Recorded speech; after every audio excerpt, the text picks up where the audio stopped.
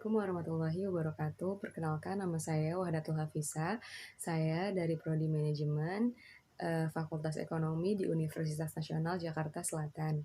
Kali ini saya akan jawab beberapa pertanyaan dari Bu Muhani berkaitan dengan aset tetap.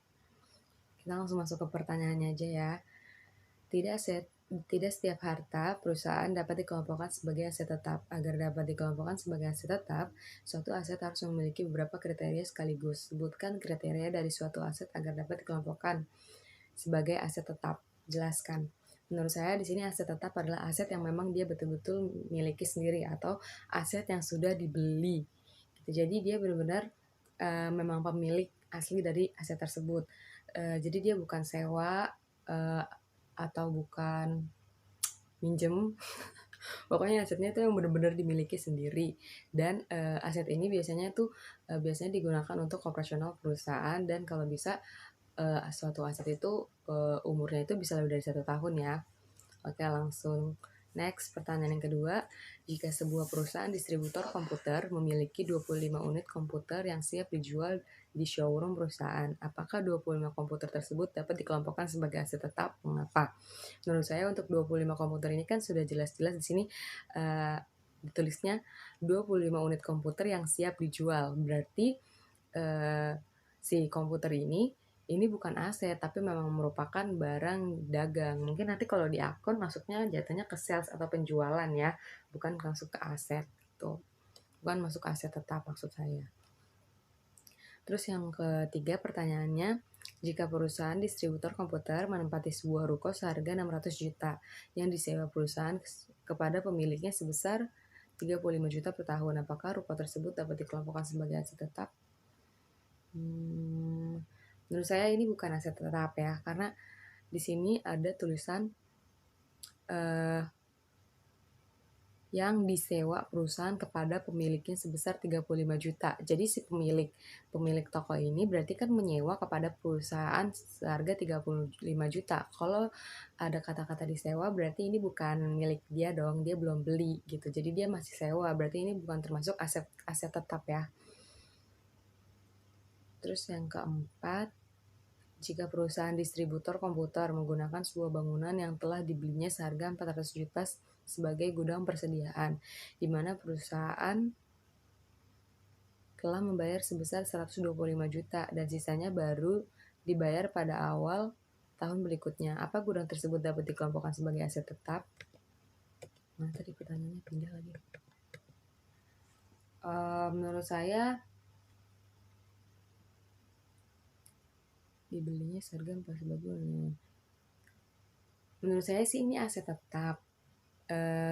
Karena udah ada kata-kata dibeli seharga 400 juta walaupun kredit ya. Dia baru membayar 125 juta. Berarti sisanya sebanyak 275 juta itu ya. Itu kan masih dibayar di tahun berikutnya. Berarti di sini aset tetapnya dia masih di angka 125 juta. Belum sampai di angka 400 juta karena sisanya dia masih bayar di tahun berikutnya. Ya, kesimpulannya ini aset tetap karena dia membeli sebuah bangunan untuk sebagai gedung persediaan. Ya, ini aset tetap. Apa sih? Yang selanjutnya, jika sebuah perusahaan distributor komputer memiliki 4 rim kertas A4 seharga 35.000 per rim, apakah 4 rim tersebut dikelompokkan sebagai aset tetap perusahaan?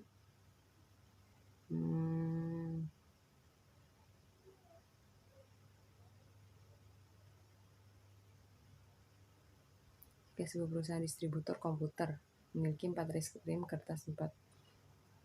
Sebenarnya di sini sih saya bingung ya. Karena kan di sini dijelasinnya sebuah perusahaan distributor komputer memiliki 4 rim kertas A4 sehingga seharga 35.000 per rim. Oh, ada harganya 35.000 per rim, berarti ini dijual dong.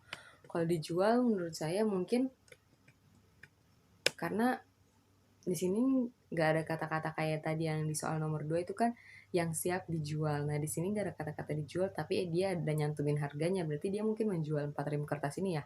Kalau emang dia menjual per rimnya itu 35.000, berarti ini termasuknya barang dagang kayak soal nomor yang B tadi.